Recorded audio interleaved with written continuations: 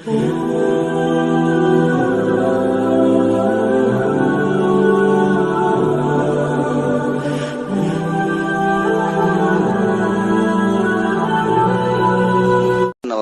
mah kiai teh restoran jeung HST Podol Sero.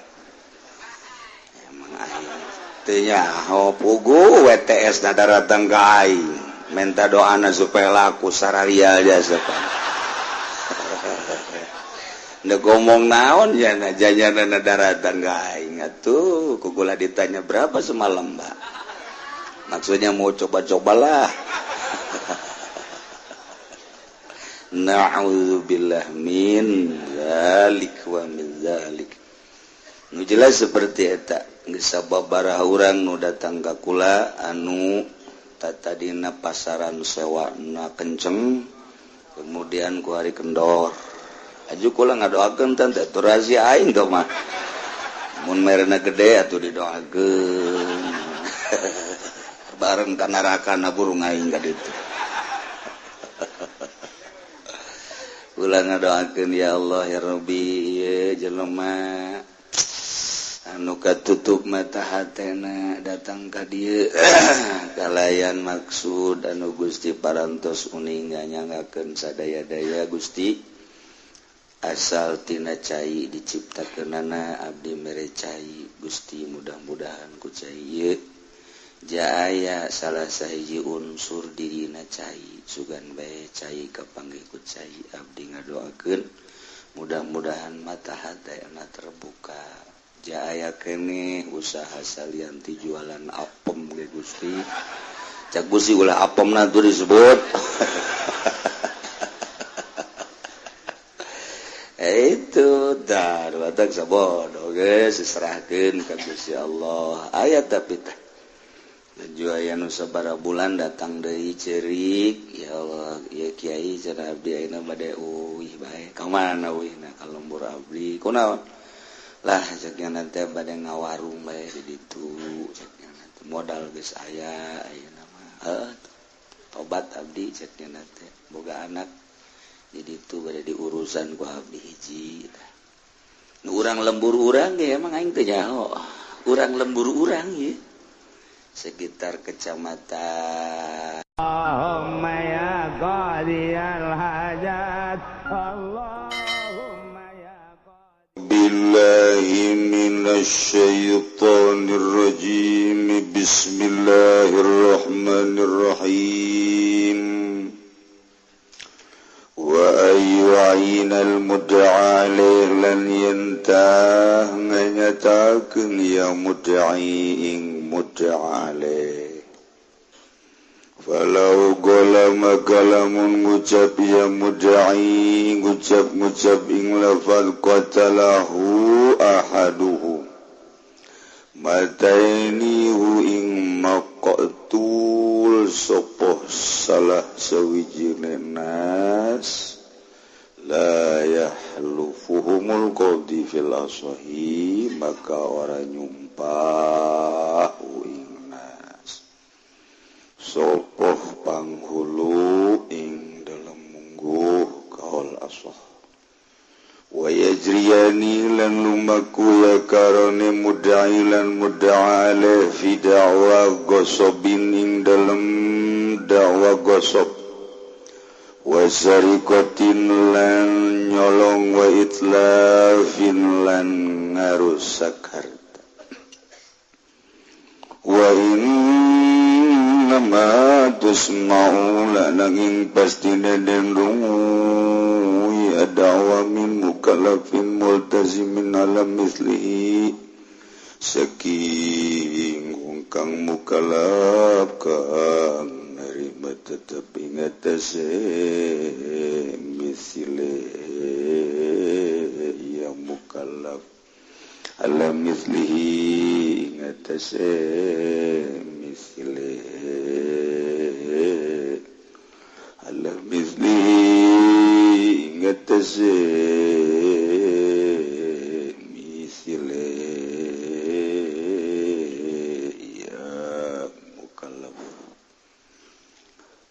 walau id'a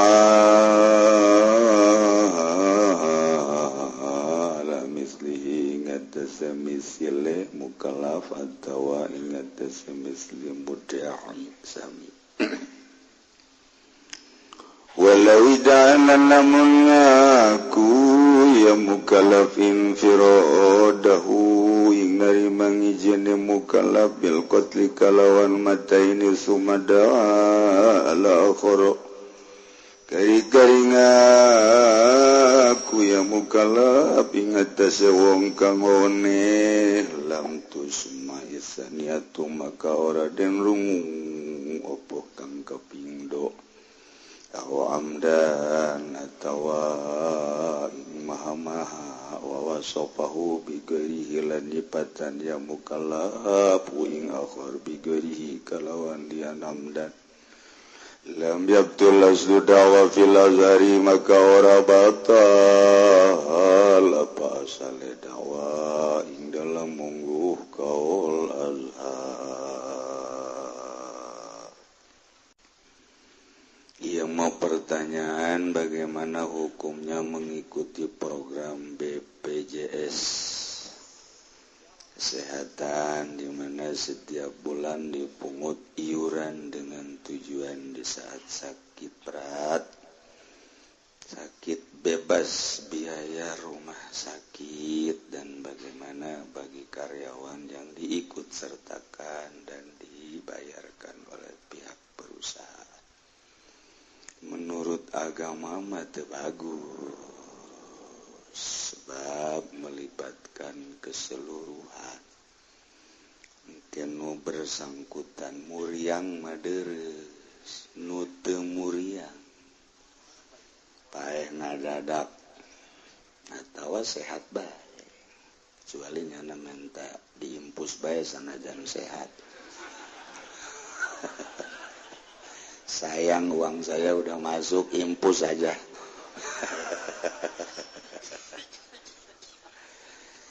Dinurutkan cek agama sesuatu nu jelas ulah. Cuman netakan geus jadi program pemerintah, ya tinggal nahanan siksa bae di akhirat. Kesejahteraan lain kudu kos itu di pemerintah ambalaya duit mun kula nu jadi presiden teu kudu dipungutan. Pokona nu muriang nu teu muriang masuk rumah sakit. Jadi presiden ku adil-adilna kos kitu aja. Jadi kos kitu kaayaan aja.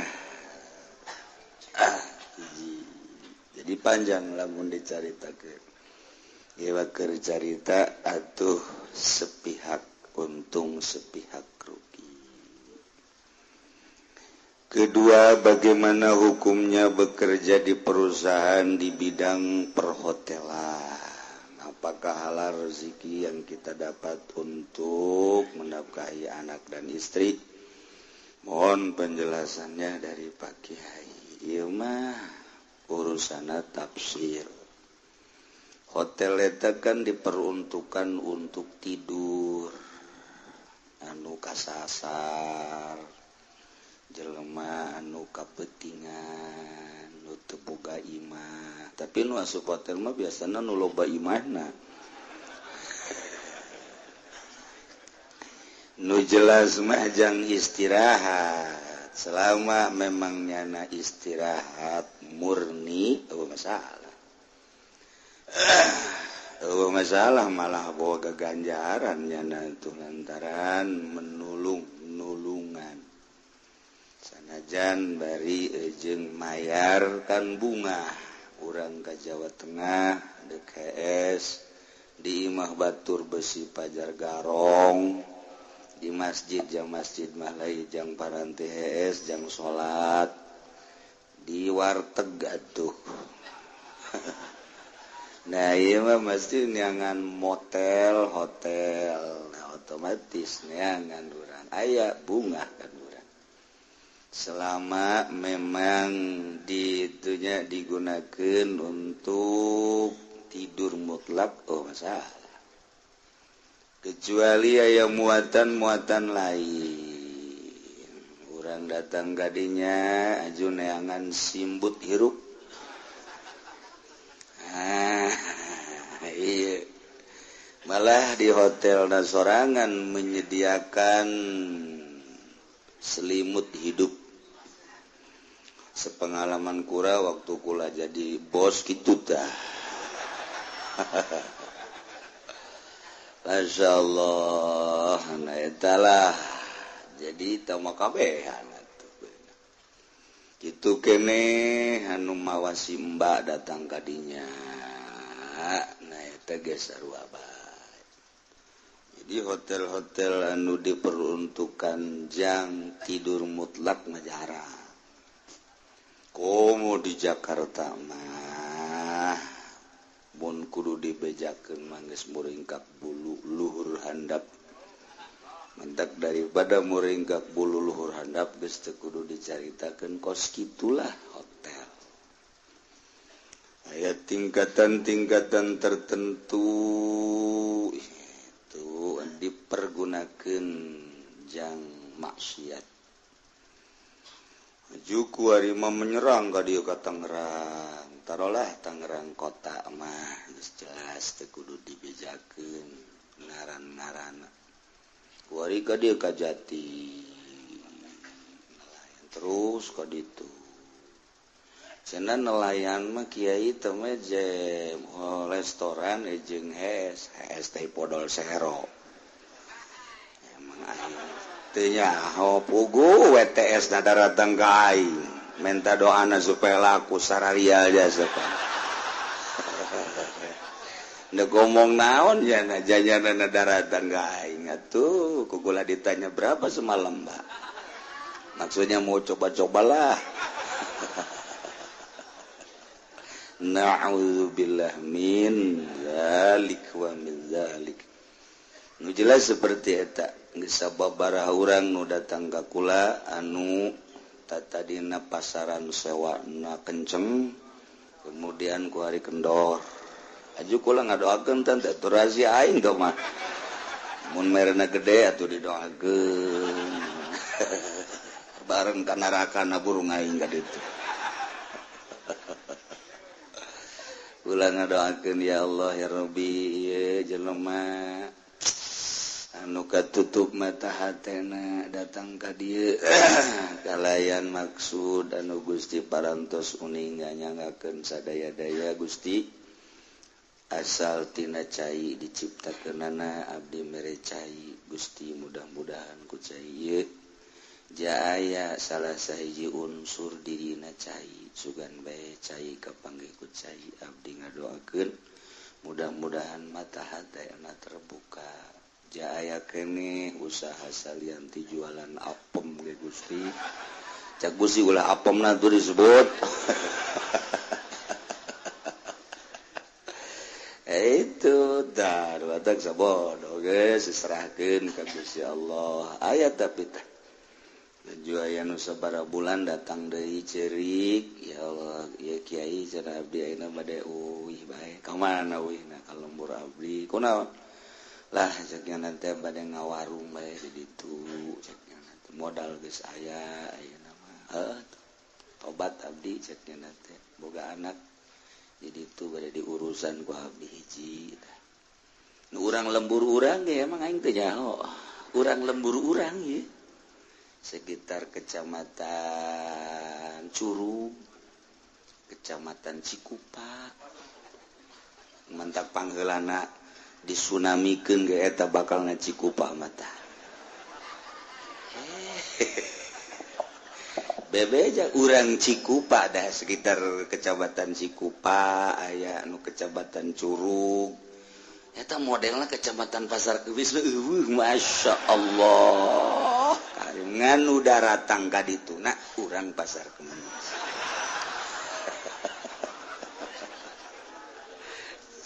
Gusti Allah gula jauh urang Pasar Kemis teh nu sok nelayan teh nya lillahi taala lain lalagan geus mun pake geus lillahi taala geus bohara tah tinggal Allahu akbar bae pan nyahona ti mana nyanana bebeja siapa yang suka yang jadi langganan Mbak ada orang Pasar Kemis juga cenah Kiai siapa celepuk we ngomong jisia Kada aya we istilahnya. Oh, sababaraha urang. Sebagian pejabat aya. Sebagian pejabat aya kukula ditaliti. Kula kan pernah jadi intel baheula. Jadi diteliti kukula dengan cara kula tuh lain kieu ngobrol atunya lagi ngonaekeun kieu mah. Weuh eta mah rahasia. Ngomong-ngomong aya sababaraha pejabat. Masya Allah, deuk kumaha negara beres. Lurah ya, ulah diomongkeun lurah. Terus nyedak bakal naga ditu terus perhotelan dikir cerita perhotelan terus. Aya sabara aya 2 hotel nu deuk dibangun. Bari eta tanggung jawab MUI nu dihareupeun. Antara izin mengizinkan dan tidak tergantung MUI-na. MUI-na tanda tangan jadi aya nu geus deuk mere duit ka kula keur bulan puasa supaya kula mengizinkan salah satu hotel pokoknya mau dibejakeun lah daerah ditu. Masih kampung. Kula dibawakeun duitna tadi dicokot. Nama aja butuh panjang lebaran.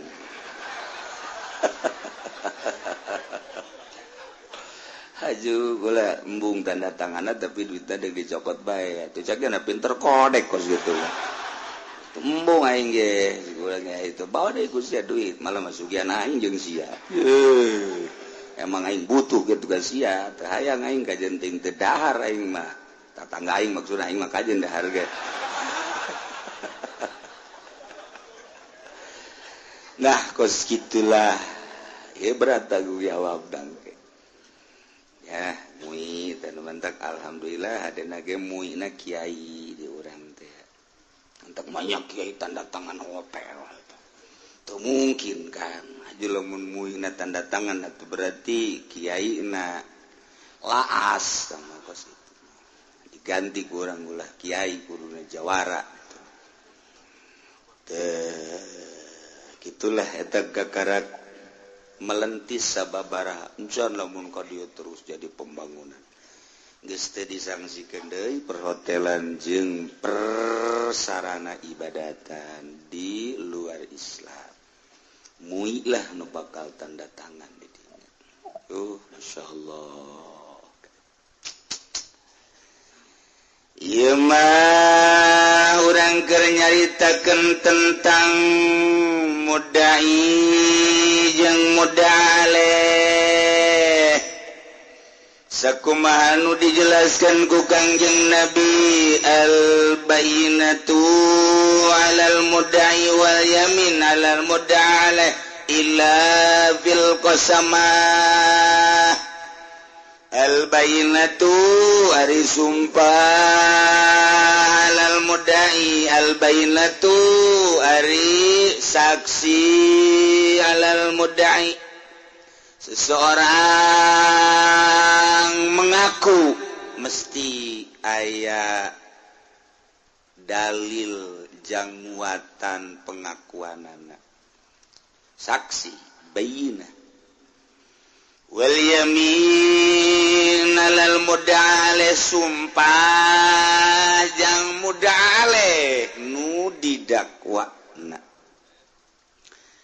illa fil qasamah kecuali dina urusan qasamah ke persumpahan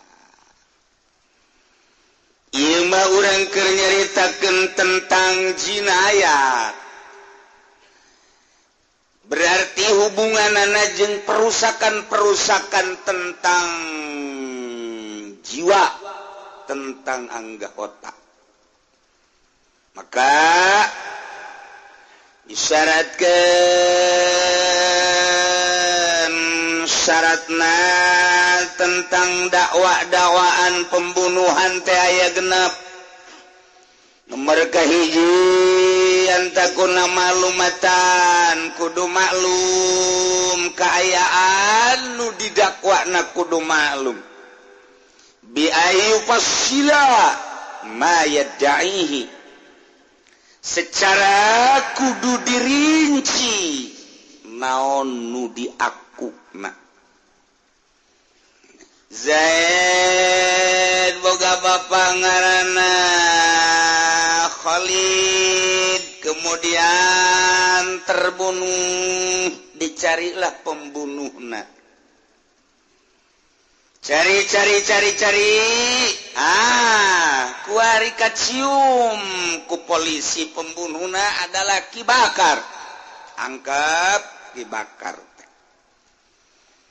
Kemudian diinterogasi Ki Bakar teh, ajukan ke meja hijau. Tak eta teh menang langsung diponis bahwa pembunuh Khalid ialah Bakar. Kecuali kudu aya kekuatan-kekuatan, terutama kudu aya barang buktina. Aya saksi ialah al-bayyinah lil mudda'i. Nyana kudu ngarinci, ngajelaskan setelah memang benar Ki Bakar adalah pelaku pembunuh terhadap Khalid. Didinya kudu ngajelaskan nyana meme diponis yufassilu bi ayyufassila ma yadda'i. Motif pembunuhanana apakah ia terencana atau tidak, sengaja atau kesalahan, atau motifnya mirip-mirip sengaja, Sibih Hamdin. Nah, Ki Bakar setelah diinterogasi bahwa nyana benar adalah sebagai pembunuhna, ieu ulah waka dipolis kudu ngajelaskeun motif pembunuhanana, apakah sengaja atau memang kesalahan, atau memang ieu Sibih Hamdin mirip-mirip kesengajaan. Lantaran kebeda kan hukumna antara sengaja jeung kesalahan atau Sibih Hamdin. Nah eta Ki Bakar mesti ngajelaskeun syarat pertama. Temenang main hukum sendiri.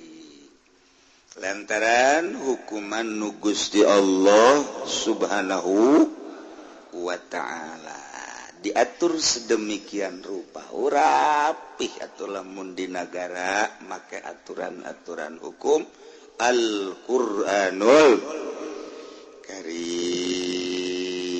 Syarat nomor kedua takuna mulzamatan dakwanana kudu geus ditetepkeun, geus palatus mau dakwah hibati sain teu bisa didenge jelema ngadakwa misalna dibere sesuatu tanpa aya dalil, tanpa aya kekuatan argumentasi. Zaid misal urusan hibah, Zaid dibere mobil ku Ki Khalid, kemudian mobil tersebut teh diaku ku Ki Bakar. Ta eta Ki Zaid ngaku bahwa mobil anu aya di Ki Bakar eta adalah mobil anu geus dibikeun ka kaula. Cek Ki Zaid teh aku Ki Khalid. Ta eta mengaku bahwa Zaid telah diberi mobil oleh Ki Khalid sedangkan mobilna aya di Ki Bakar. Nah eta ge perlu argumen-argumen, dalil-dalil. Lamun langsung ditanggapi baik, waktu pada ngararaku baik kabeh. Ki Zaid ngaku sebidang tanah, sedangkan tanahna dikuasai ku Ki Bakar nu nyekelna. Da eta mengaku tanah tersebut hanya menanti mana? Pamere ti kisah ti Khalid. Tak eta teu bisa didenge langsung pengakuanana kecuali kudu jelas tentang pemberianana. Ulah pernah dibere saha saksina mun aya ajukeun sanggeusna saksi komo kuarima mana surat-suratna, surat hibah dan lain sebagainya. Lamun itu boga surat, nah ieu adu kekuatan mana nu leuwih kuat. Teu bisa langsung ditanggapi ku hati. Katilu wasaliswa ayeuna ye nomor katilu wa ainal mudale nomor katilu si mudai teh kudu nganyatakeun dina dakwaanana al-muda'alih kanu didakwana Zaid boga bapa ngaran Khalid terbunuh. Ternyata begitu diteliti pembunuh nate ieu adalah mengarah kaki bakar.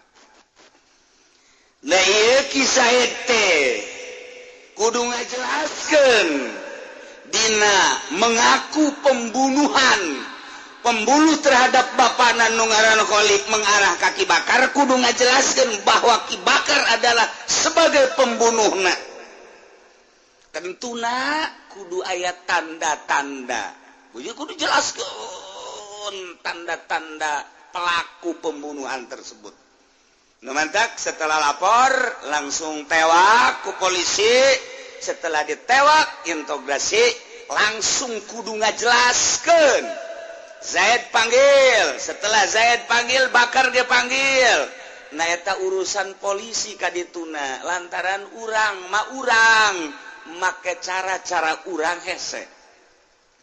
Madak polisi mah bener bisa jadi bener, salah bisa jadi salah. Dibalikeun deui bener jadi salah, salah jadi eta doang itu kuat mentah. Bener jadi bener mantep, salah jadi salah mantep, tapi bener jadi salah, salah jadi bener. Iya nu teu mantep nah. Sakola polisi mah urusan kos kitu teh. Nah, dibantulah ku ari ku pengacara ku advokat. Urusanana nyaho henteu, nyaksian henteu, tapi nyan siap. Taetalah aing mah ngabantu eueuh masalah, tapi di jerona aya unsur-unsur bisnis. Dijadikan satu proyek, emangnya nama didinya sakola nages proyek nage didinya. Mantak polisi mah mun ngadenge di lembur aman jeung kondusif nya nama teresepen lantaran teu jalan proyekna. Tapi lamun ngadenge aya hal-hal anu perlu diberesan ku polisi nya nama geus ketak bae sakumaha neuleuh buah ngora. Eta polisi eta kos kitu percis dunyian rumah sakit lamun ngadenge masyarakat sararehat bae nya nama belu bahasa mana teh belu nya nama lamun ngadenge masyarakat teh sararehat teh sararial jasa aing ngabuangun mahal masyarakat eueuh nu asup ka rumah sakit aing diteluhan bae kitu ku aing teh carita sompralna. Jadi memangnya nama proyek didinya atau ngadenge nu muriang teh resepeunnya nama. Lantaran motifna kuari mah lain endeuh nyehatkeun tapi bisnis. Tapi ketika nyanyieun satu bangunan niat lillahi ta'ala jangan waraskeun secara lahiriah hakikatna ti Gusti Allah. Eueuh masalah nyana alhamdulillah beuh masyarakat ieu sararehat nuhun aing teu riweuh cek nyana teh. Geus bae alhamdulillah nu penting para ke ibadah aing mah geus senang bae nu aya lillahi taala. Eueuh tak pikiran naon-naon. Sebabnya ngabangun dage bangunanna ge teu nyokot di bank, meunang sorangan lillahi taala. Ah cenah nu perlu diopnam aya tempatna, dideuleuh jelemana. Ieu mah jelema susah mampuna sabaraha tah ieu di dieu ieu mah rada ieu di dieu ieu mah rada luhur ieu mah di dieu acenah teu kabayar ku meuli obat dage geus pokona mah aing mah nu penting calalager bae alhamdulillah pokona aing mah neuleuh sia calalager bae ge acenah mayarna nu ku kotok masalah acenah ku embe masalah teh mah imah sia bae atuh tah mah meret ngaranna henteu ieu mah ayo bae geus pokona mah aing mah penting calalager tambah ganjaranna gede jasa. Ngan mana ku hari nunyin rumah sakit model kos kitu teh coba mana. Madak ta dokter nu kos kitu mah tah neuleuh nu sehat teh geus alhamdulillahirabbil alamin. Geus penting sararehat. Tapi anu ngabangunna memang jang bisnis mah ngadenge jelema sararehat kabeh teresep bila perlu nyieun nyana racun-racun.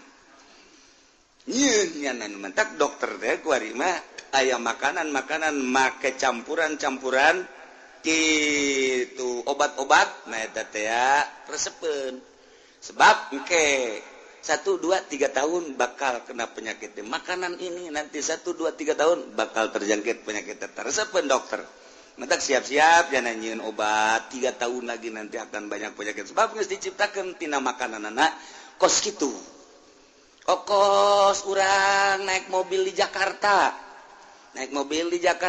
asup kadinya teu puguh teu karu ban bitu horeng di ditu geus aya bengkel nah sararial jasa horeng gitu dan paku ieu eta di Jakarta tah mentok kula kamari keur waktu naon gitu ngaranna nyekel ka kawasan di Jakarta capek ngaleungit-leungitkeun kos kitu tah masyaallah budak sia teh kurun sararial teh nya tuh paku ditendeunan kadinya tuh bengkel geus siap di ditu di hareup pan berloon eta iku mah geus eueuh anu murni ka Jakarta naik mobil kempes ngahaja ditendeunan paku ka rumah sakit disadiakeun rumah sakit teh makananna geus ditendeunan obat-obat kimia kemudian atuh ayeuna mah kitu polisi gitu kene kasus dibuat sedemikian rupa jadi emang di akhir zaman mah campur-campur kuarita kos kitu urang teh lamun kitu terpancing ya otomatis tapi kan mau tidak mau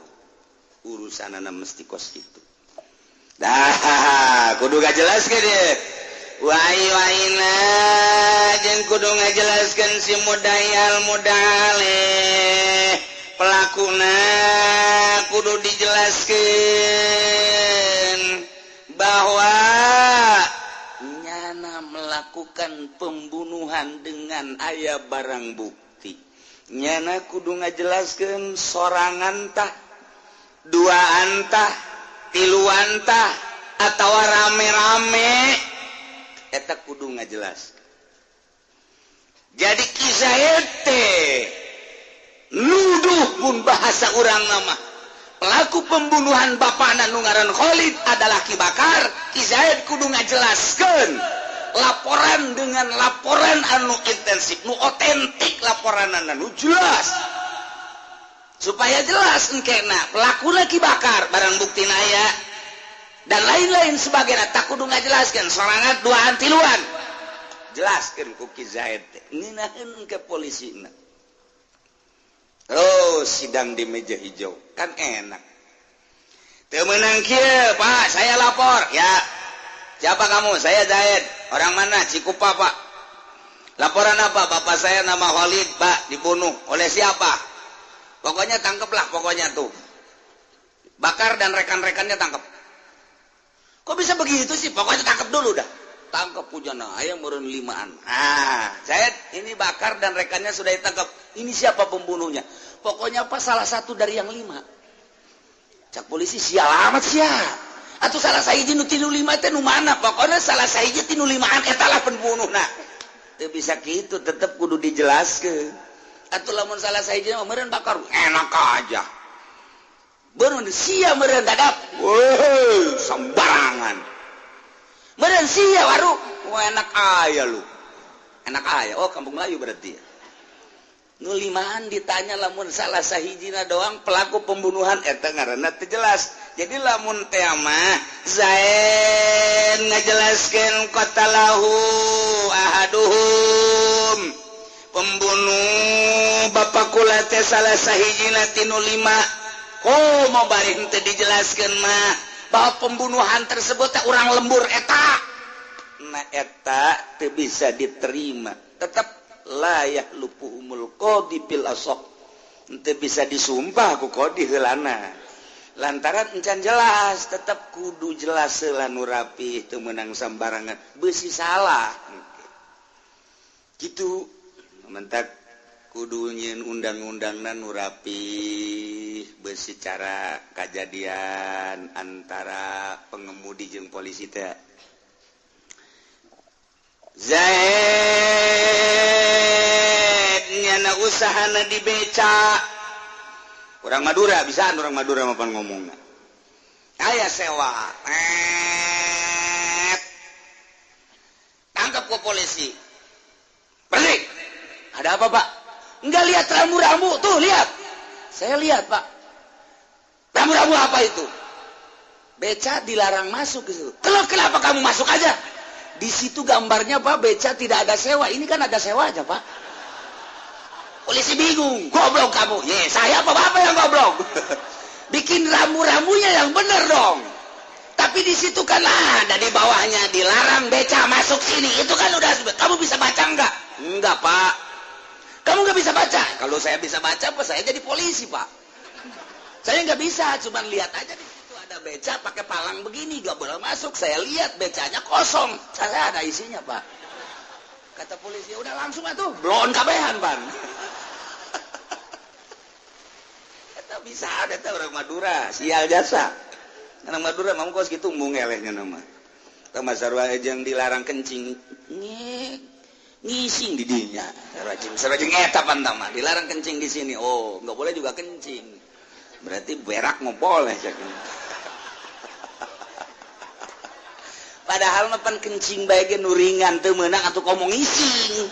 Itu ge sarua beca kosong bae teu meunang atuh komo aya sewaan. Dasar urang Madura bloon. Tetapi polisi eleh bae. Gara-gara naon teu bisa maca nya. Enggak bisa baca kamu? Enggak, Pak. Beneran? Ya bener. Kenapa nggak bisa baca? Kalau saya bisa baca aja, saya jadi polisi. Ntar bapak yang saya tangkap. Udahlah, seluruh. Ntar sewanya berapa bayarnya? Bayarnya 5.000 bagi 2 dong. Aduh, kata polisi Madura kos itu. Di Tangerang mana tuh? Itu beda lebih parah malah.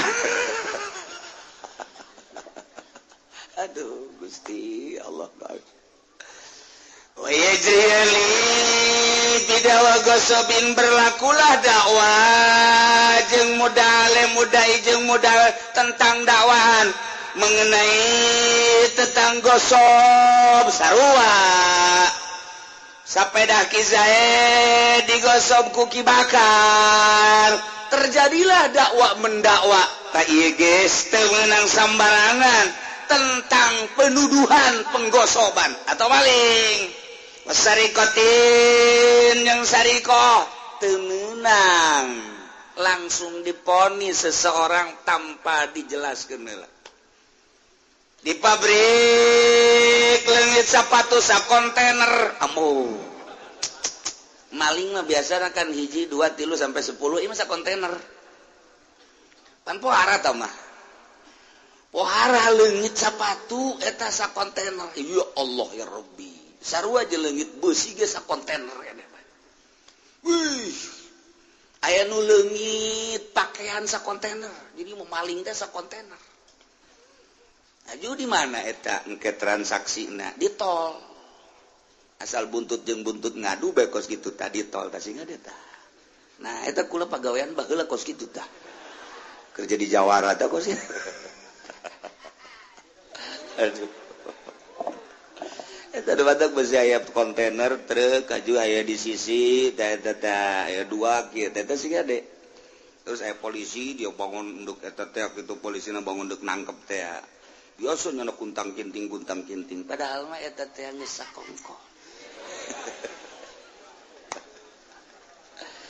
atau polisian maka pakaian polisi dan lain sebagainya kos untuk nangkep bae biasa padahal mah koreng bawaannya anak kemeh bae kos gitulah lu enggeus seperti eta. Nah, otomatis kan bos nanya, manajer ditanya, big boss nanya, kok sepatu hilang? Langsung manajer ke bawah. Oh, bener. Coba satpam. Kamu tahu ada mobil lewat ke sini satpam? Enggak tahu, Pak.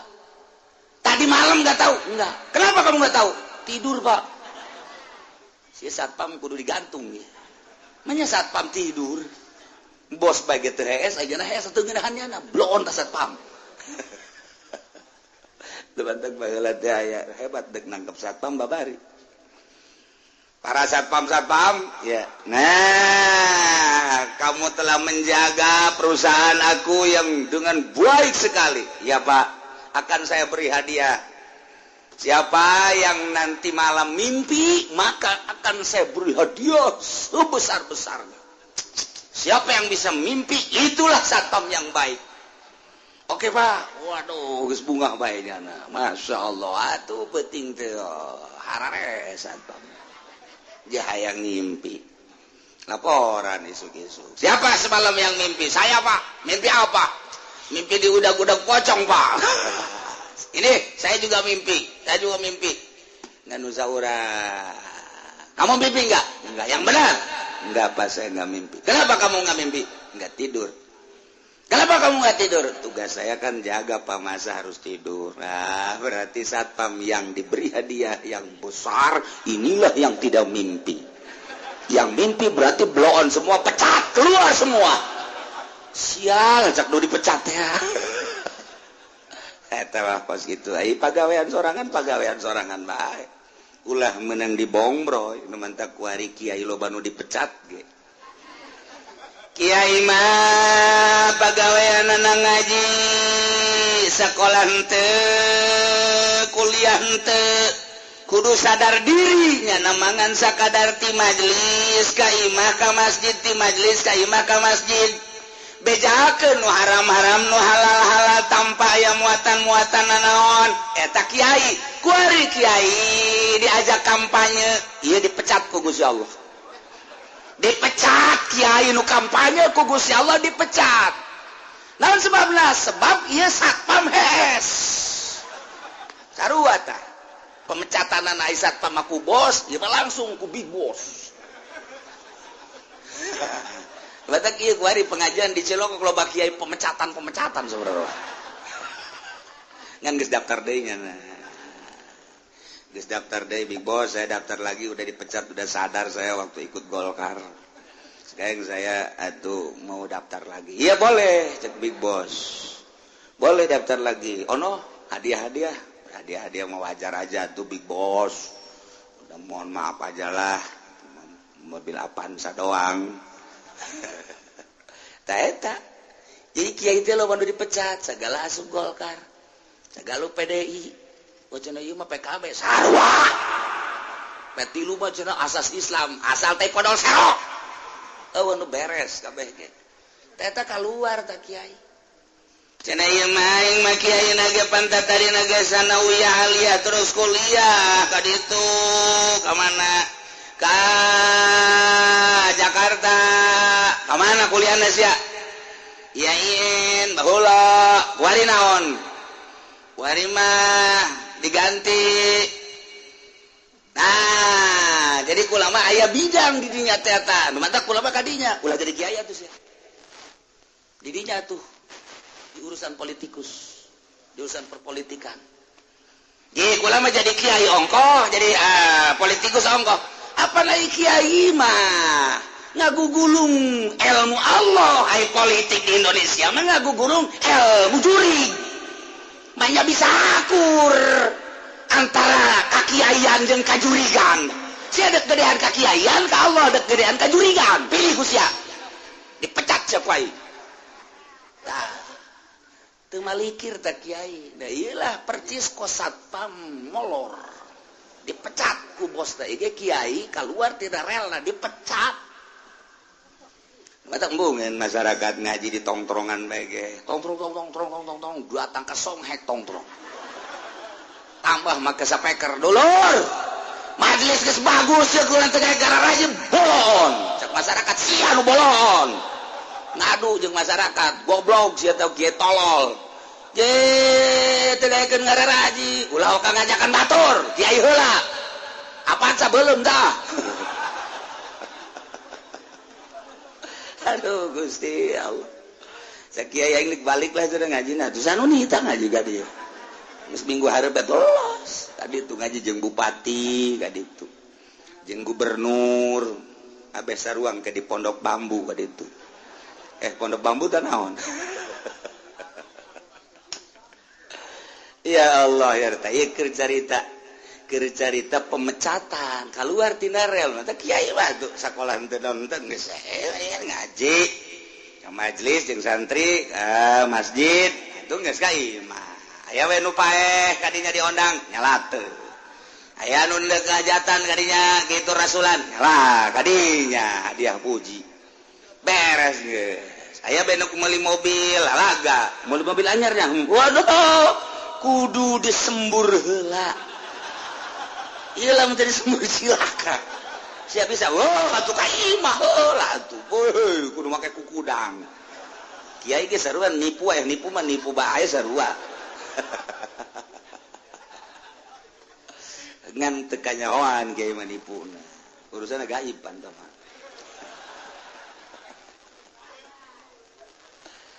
tapi teu aya nu teu nipu mah kiai maliku golong balik kendaraan anyar aja yang berkah we oh atuh geus bere cai ku urang banjurkeun ka mobil tak kakula siap banjur supaya tarariis tuh ya iya wa ayu aidal budda alaih geus palau kala qatalahu ahadum pembunuh khalid salah satu dari 10 salah satu dari 20 salah satu dari 5 teu bisa dideng kita mah tetap kudu diteliti heula lamun memang khalid ieu memang terjadi dibunuh mengarah kaki bakar dan rekan-rekan supaya ngaku heula teu beunang salah sahiji 10 salah sahiji urang lembur eta teu bisa kitu jeung kodi polisi penghulu atawa jaksa layak lufuhumul qadi teu bisa nyana langsung nyumpah bil asahi berjalanlah antara mudai jeung mudaleh tentang pengakuan gosok, pengakuan maling, perusakan dan lain sebagainya sarua teu meunang langsung kitu teu meunang kitu menuju tanpa aya tanda-tanda keabsahanan. Jadi urang langsung nyangka teu bisa. Nyangka mah boleh-boleh bae panggil heula langsung jelaskeun langsung integrasi sondajan sekali 2 kali 3 kali ayo tanda-tanda kebenaran nama bahwanya sebagai pembunuh atau bahwanya sebagai perusak atau tetep teu bisa eta kakarat 2 kakarat 3 kaopat فَلَنَسْأَلَنَّ الَّذِينَ أُرْسِلَ إِلَيْهِمْ وَلَنَسْأَلَنَّ الْمُرْسَلِينَ Wallahu a'lamu bimuradi engke urang tekan kiamat sanggeusna kiamat tiupan pertama Kangjeng malaikat Israfil alaihi salam niup jelema teh ka kaler ka kidul kawetan ka kulon lulumpatan anu keur nyusu anakna dibalangkeun budak leutik keneh kakarak leumpang geus suisan kobo aki-aki mah modar di dinya geus aki-aki mah teu kudu kiamat ku ari ge titah leumpang di nu panas ge oleng dijebur sorangan mantak lamun perangnya na mangke ku Amerika ge moal ditembak moal nya perang tutut hook senjata nembak nu kieu cek antepkeun lupat di kia doang moal ditembakkeun hok peluru aing geus sia budak beladik goplak no kan bener kan paeh cenah mah geus sebenarnya aki-aki atuh teu kudu diangsongan senjata aki-aki mah angsongan sieni urang Lampung ayo sia kena naik paeh di luhur bateung nah ieu ke kiamat beres parae ganti bumi rata gunung Masya Allah mentak kurang lamun jaritakeun ente nyangka gunung teh bakal na angger horenganan tamur meresap gunung nuku urang kaciri teger watarol jibala ente neule gunung pajar ente mah gagah tegak luar biasa horenganan gunung teh leumpang tamurrum maros percis okos mega bae leumpang gunung dengke bae leumpang yuk ku balikat sampai rat lelempangan kari kakaleng aju wataral jibala qamidah disangka gunung teh teger kuat Orenganan tamu rumah sahab gunung sakit tegerna kok masih Juned ajur ganti rata laut gunung Kobe wah geus diterjemahkeun ku Raden Oma Irama kiamat terjadinya jadi presiden. Masya Allah, gunung-gunung yang tinggi menjulang. Hari itu akan dimusnahkan. Wah, pohara jasa. Masya Allah. Lautan yang dalam sarua bae eta kos kitu jana beunang di Quran masalah eta. Ya Allah, ya Rabbi. Beres kabeh. Kuari hujan. Teng tiup roh ku malaikat Israfil.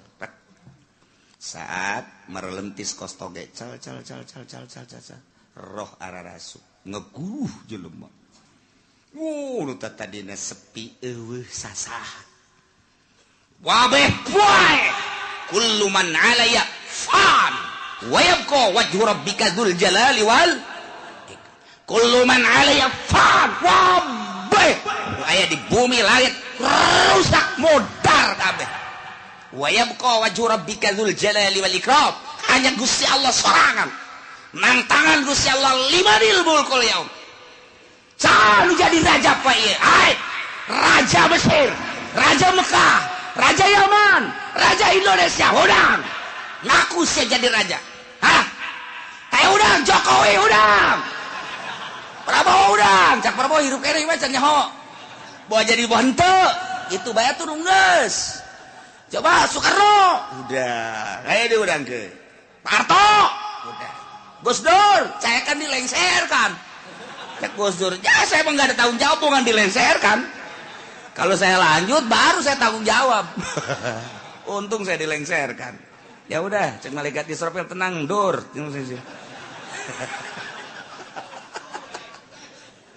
Masya Allah tantangan limanil mulkul yaum geus beres kabeh harirup giring ka mahsyar timbang amal timbanganana kos timbangan emas aya talanjuhan aya jaruman aya cecepehan cecepeh nu sabelah langit jeung bumi mun dieusikeun ka dinya asup nusa belah deui geus teu kabagian jadi kadegeun di asup ngun ku gedegeunana cecepeh ari nu deuk ditimbangna segede Juned leutik kan ku gede-gede amat deuk ningalikeun jeung nembongkeun ka maha kuasaan jeung maha dahsyatan Gusti Allah Subhanahu wa taala. Wih, jelema digiring di berbagai negara kabeh ka mahsyar. Di mana letak mahsyar? Letak mahsyar teh Masjidil Aqsa. Berarti di itu boga sejarah dunia, boga sejarah di akhirat ge boga sejarah. Masya Allah karim.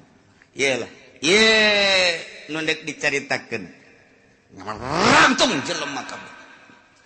Malaikat Jibril cicing di tengah. Di hareup Kangjeng Nabi urang. Malaikat Jibril Mikail di belah katuhu. Jibril Mikail Israfil belah kenca. Anjing Nabi dihareup plek kumpulkeun ku Gusti Allah. Falanas'alanna alladzina ursila ilaihim wa lanas'alanna al-mursalin. Cek Gusti Allah aing bakal nanya alladzina ursila ilaihim ka umat-umat anu diutus para rasul. Ndek ditanya teh an ijabatihim ar-rusula wa amalihim fima balagahum tentang ijabah ka para rasul jeung ngamalkeun naon nu disampaikeun ku para rasul ka maranehanana. Masyaallah. Di samping umat nu bakal ditanya walanas'alannal mursalin. Yakin kaula nu agung bakal nanya deui ka para mursalin utusan-utusan ditanya anil iblagi tina nyampekeunana. Ya Allah ya Rabbi. Wabeh ditanya. Bari pertanyaan teh sabenerna mau balana kusana alaihim bi ilmin.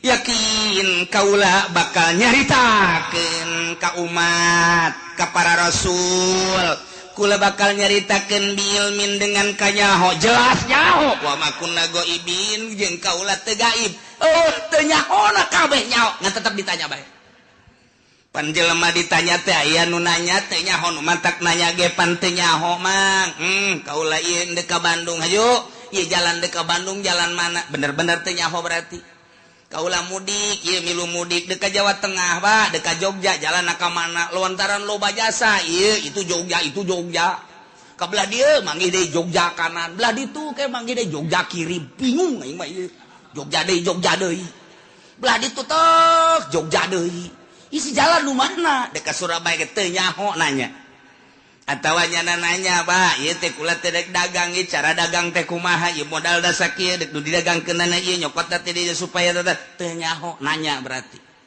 tah kula teh hayang kawin hayu hayang dek nanya bae ieu mah kira-kira kumaha ieu kula lamun kawin atuh babari modalna boga henteu ulah bakal hayang kawin sia teu boga modal mah nanya teh teu nyaho biasana nanya teu nyaho aya jelema nu nanya ngan aing mah sabenerna mah nyaho ngan nanya sote aing mah ngetes bae sia teh nyahoeun tante padahal mah nyaho ye kos ka budak tanya cek 2 jeung 2 sabaraha geus nyahoeun nu nanya nama ngan ieu dites 2 jeung 2 cak bapak tolol sia kudu ngabalikeun di ka aing 2 jeung 2 sabaraha cak bapak wah budak blon ieu budak muncak bapak 4 kula 4 muncak bapak 5 kula 5 aku bacak bapak bae nyaho ye nu nanya nama guru ka murid nyaho nu mentak nanya teh dites berarti nah aya deui nanya teh ngajejeleh boga anak minta duit dibere tah 1 juta yo meunang saminggu minta deui teh jang anu bere deui minta deui dibere deui geus kalima kali ka dieu sia cicing sia dieu dieu hai aing geus sabaraha kali mere duit ka sia bego teu meunang tah anak atuh hitung bae ku bapak ditikem sia ku bapak goblok atuh nyahoeun bapak ge geus mere duit sabaraha kali ngah sudah dipake naon tah duit ieu sia di dinya pertama sia ku aing minta dibere kadua dibere aju minta deui dibere tah aing nanya ka sia geus sabaraha kali aing abah dia bere duit ka sia teu meunang teu hitung bah teu meunang jalain kos kitu teh mah maksudna nyarekan aing lan sakali mere duit ka sia tapi ku sia teu digunakeun eta duit tuh tolol-tolol teh si otak pasang atuh menta deui si mah gawena menta malulu nyarekanan tah mah nanya tapi nyarekan go Wadi bah, yang mah boga duit, ajo minta duit separit ya mentana. Mio separit dah mio. Oh sia dibanding kemana mio, tapi pakai kusianya, nu bener tah, belikan kusia. Lamun kredit jeung cash lain deui bah hargana. Lamun kredit sabaraha? Barakara kredit? Ngomong sia lain sari. Bahkan hese dek beli cash deh di akhir zaman mah kredit bermodel. Yahudi teh geus kos karar itu bae. Nah, belikeun. Menang meureunanan setengah bulan bah. Pang belikeun motor deui motor naon? Motor Mio. Anu itu ka mana? Aya mah aya bah. Ngan ieu kebutuhan aya deui bah. Bere deui. Ja aya ieu bapana ge. Duit mah eueuh bapana mah aya. Aya tah. Bere deui. Bere deui 3 kali. Budak motor kamarananya dibeli cenah kebutuhan barang ditanyakan ternyata dijual. Oh adek abah sabaraha kali belikeun motor ka sia? Hah? Sabaraha kali? Pareta mah nanya nyaun jan umang meulikeun ge abah pan make nanya deuk nyarekan. Nah ieu ge sarua ye Allah teh deuk nanya ka umat atuh teh kudu ditanya ku Gusti Allah jauh nyahoeun. Ja Allah mah pangeran. Urang turun ka alam dunia Allah nyahoeun, kuari hirup dihirupan ku Allah, Allah Maha Uninga. Kemudian urang kuari ayeuna di baya pagawean dagang berpolitik atuh Allah mah Maha Uninga. Kapae urang mah teu nyaho ira bakal pae Allah bageus nyahoeun. Kok make ditanya tuh urang ku Gusti Allah nanya da deuk nyarekan ka urang. Nah, sia bakal ditanya ku Gusti Allah. Teu menang kieu, sia ku aing pan dihirupan. Nah sia harita teh hirup kemudian pagawean sia waktu hirup naon bae cak Gusti pada mah Allah nyao cak urang teh atuh coba bae Gusti kanyahona tumpahkeun ka dieu wah dikerekem sia ku Gusti Allah teu menang kos kitu nyanggakeun sadaya-daya Gusti mun Gusti Maha Uninga. Nah ieu bakal ditanya urang kabeh ditanya urang sebagai makhluk ditanya Kangjeng Nabi lagi ditanya sarua bae. Urang ditanya tentang naon? Tentang an ijabatihim ar-rusul wa amalihim fima balagahum. Urang teh ngaijabah ka Kangjeng Nabi. Narima kana ka Kangjeng Nabi syariatna jeung ngamalkeun datang ka mana? Ditanya. Zaman Kangjeng, zaman sahabat, zaman tabi'in, zaman para wali, kuari. Junaid maju. Enggak. Zaman saha hirup? Beye. Aing mah lain nanya rajana lain kiai sia nu nyampaikeun amanah para rasul nu nyampaikeun nu tabligh nyampaikeun amanah rasul saha zaman sia abdi harita teh kitu mui abdi harita di kecamatan mah kitu Kiturmudi naiknya na ke kabupaten ju naik dinya na ke provinsi. Pernah nyampaikan? Ai dibayar nyampaikan. Ai henteu. Mana? Muina mana? Mui. Panggil Muin. Ih, kuari nyana ngeungeunahana. Mui nagara sia saha harita? Mui abdi aya orang kronjo. Panggil.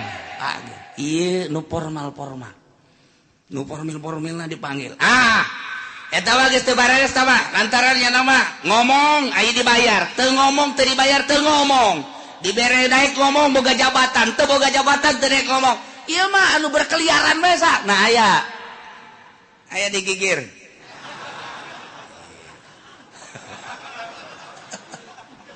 Disebutan di Jakarta kiai anu di kampung kiai anu pernah nyampaikeun pernah cara nyampaikeun aku mah muludan bere duit eta lah lamun teu dibere duit ngaco ulah nu eta nu asli nu nyampaikeun nu asli saha yo ayo geura budi bejakeun diangsongkeun ka hareup deui kumaha coba eta urang lamun geus dikitukeun kumaha eta di hareupeun Gusti Allah. Nah sia zaman ieu pernah nyampaikan nyana bahwa Nabi akhir zaman Kangjeng Nabi Muhammad pernah. Kemudian naon nu disampaikan ku manehanana rukun wudu, rukun salat dan syariat lah dain sebab. Bener. Coba tanya kiaina ditanya deh. Siapa pernah nyampaikan? Bener. Nyampaikan lagi dah bae. Ai diondang muludan. Sok diberkatan. Aya. Mun teu diberkatan di buledan moal kadinya deui. Wah, itu beres ya. Aduh, Masya Allah. Nah, ini bakal caritakeun secara global be umat bakal ditanya tentang narima syariat di Kangjeng Nabi na nya atawa henteu aya apa henteu. Ditanya, "Hai umat, pernah henteu Muhammad nyampaikeun amanah ka anjeun? Tabligh risalah." Wah, jelema burr kabeh ngomong, aya nu pernah, aya nu henteu. Ai Islam kabeh nyaritakeun pernah, kafir mah henteu, kan bela dirinya. Cak Nasrani teu pernah, kami mah teu pernah sampai berita-berita kebenaran Muhammad, teu pernah sampai Muhammad nyaritakeun tentang syariat, teu pernah. Nasrani Yahudi kabeh wah bangsa encek kabeh ngararomong engke mah kuari nyana baru teu beuteungna engke mah nyana di ditu pias teu pernah nyampaikeun umat kaula teu iman ge ka Gusti teu iman ge ka Muhammad berita nyampaikeun maka uranglah jadi saksi wah pacencongan urang jeung urang tidinya lah al yauma nakhtimu ala afwahihim wa tukallimuna aydihim wa tashhadu arjuluhum bima kanu yaksibun. Rame atuh pan. Wah, encek kampung Melayu ngomong. Hanya.